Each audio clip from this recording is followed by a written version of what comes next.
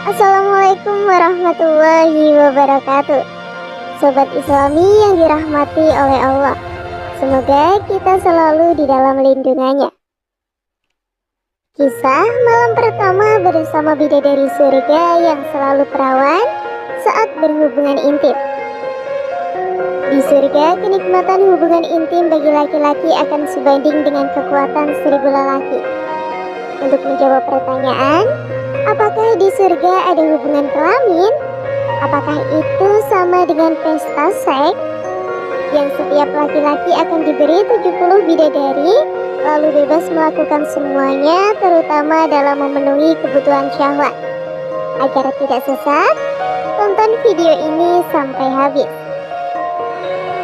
Ustadz Dr. Khalis Basmalah mengatakan, ketika seorang muslim pada akhirnya dimasukkan ke surga milik Allah, maka ia bebas melakukan apapun termasuk berhubungan biologis. Ya, berhubungan intim. Tidak hanya bisa dilakukan di dunia saja, tapi ternyata juga di surga milik Allah kelak. Menurut Ustadz Khalid Basmalah, hal ini merupakan satu dari sekian kenikmatan di surga.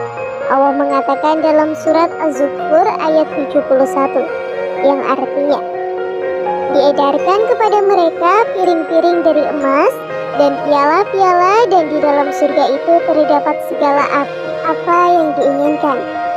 Mau apa saja di surga diperbolehkan, termasuk berhubungan intim.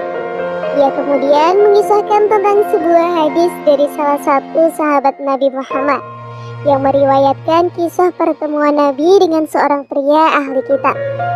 Pria tersebut berkata kepada Rasulullah, "Wahai Abul Qasim," nama panggilan lain untuk Nabi, "engkau mengatakan bahwa ahli surga akan makan dan minum."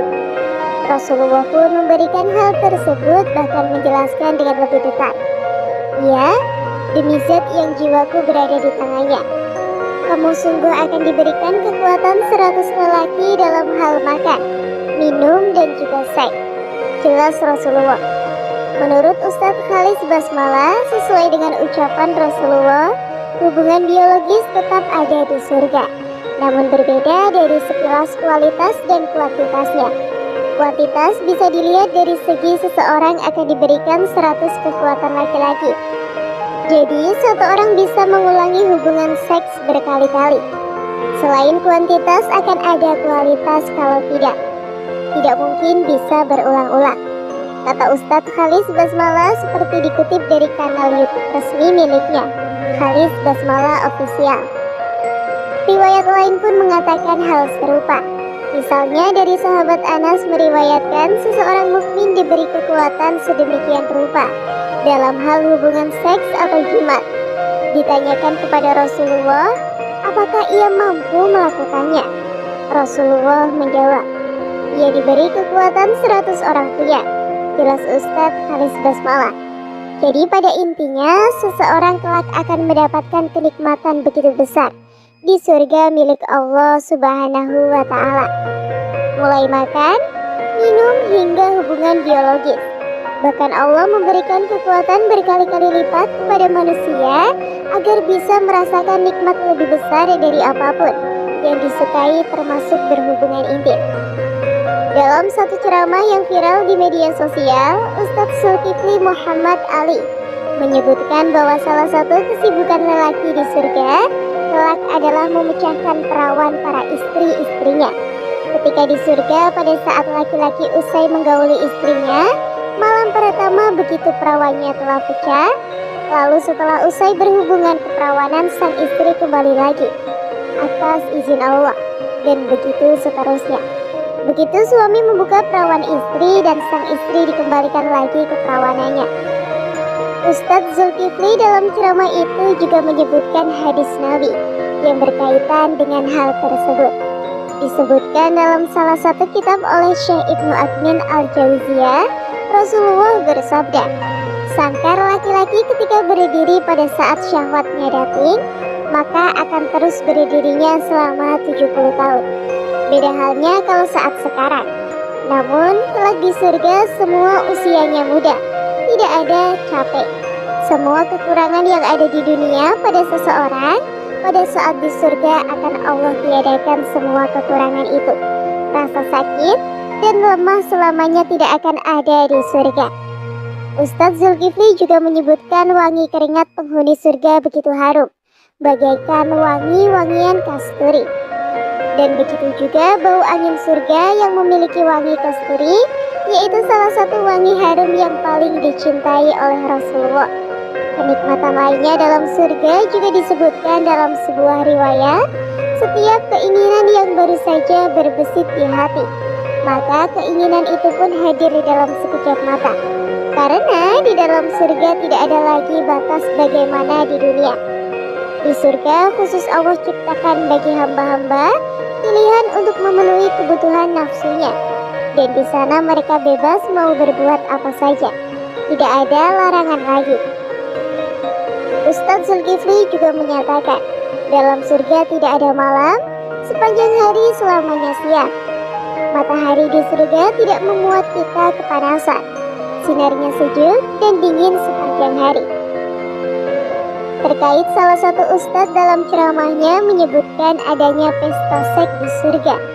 Gus Baha ketika ditanya, benarkah di surga bisa melakukan pesta seks? Jawab Gus Baha kali ini membuat kita tidak perlu bertanya lagi. Hal demikian, sebagian orang mungkin berharap bahwa kalau masuk surga akan melampiaskan kebebasan, seperti pesta seks. Sebab selama di dunia orang tersebut menahannya, dan sebagai balasannya adalah surga, maka orang tersebut sampai terbesit ingin balas dendam. Menurut Gus Baha, bisa atau tidaknya pesta tersebut sama sekali tidak penting. Namun yang terpenting adalah meluruskan pola pikir yang kebelingan. Masuk surga untuk balas dendam. Kalau kamu itu masuk surga tidak cari pemilik surga, melainkan cari bidadari seks, makan dan seterusnya, kata Gus Baha. Gus Baha menyindir kepada orang-orang yang masih berpikiran tentang surga sebatas pesta seks dan makan makanan enak. Bahkan sampai ditanya pemilik surga siapa tidak paham, kata Gus Baha. Menurut Gus Baha, harusnya orang yang masih beranggapan di surga sebagai tempat pesta seks sepenuhnya ia malu. Padahal kalau para waliullah melihat surga bukanlah dari perspektif kebebasan makan dan pesta seks. Diceritakan oleh Gus Baha, para waliullah tidak sempat berpikir ke arah demikian, karena ada yang dianggap lebih nikmat dibandingkan pesta seks, yaitu kenikmatan bertemu dengan Allah langsung selaku pemilik semua kenikmatan. Yang dipikiran oleh para wali justru sebaliknya. Apakah di surga masih bisa sujud kepada Allah? Para waliullah menikmati di surga karena al-muqarrab, nikmat sekali dekat dengan Allah. Gus Baha juga menjelaskan isi dalam kitab-kitab wali yang menjelaskan kisah para wali di surga. Salah satu kisah itu adalah Abu Qasim Al-Junaidi. Pada saat beliau bertanya kepada Allah, kenapa tidak melihat para umatnya di surga? Padahal Allah telah berjanji, umat Abu Qasim Al-Junaidi dan yang mencintainya sama-sama masuk surga. Kemudian dijawab oleh Allah, sebenarnya umatnya masuk surga, tapi tidak ada yang ingin bertemu dengan Allah. Saat diperlihatkan memang mereka di surga sedang pesta seks, makan-makan dan sedang menikmati fasilitas lainnya di surga, kata Gus Baha. Hal itu menurut Gus Baha karena orientas orang yang masuk surga itu berbeda-beda. Kalau kelasnya para wali masuk surga untuk ketemu Allah, maka untuk menjawab pertanyaan itu kepada kita masing-masing yang bukan ahli ibadah apalagi seorang wali, untuk apa kita masuk surga? Semoga dengan kisah hikmah ini dapat mengubah pemahaman kita tentang nikmat surga. Memang tidak ada salahnya tentang kenikmatan yang Allah sediakan kelak. Tetapi yang harus dilakukan motivasi kita untuk mendapat surga. Apakah kita beribadah hanya ingin mendapatkan bidadari? Cukup sekian kisah yang dapat saya sampaikan. Semoga bermanfaat bagi kalian semua. Mohon maaf apabila ada kesalahan kata atau ada kata-kata yang kurang tepat. Saya akhiri. Wassalamualaikum warahmatullahi wabarakatuh.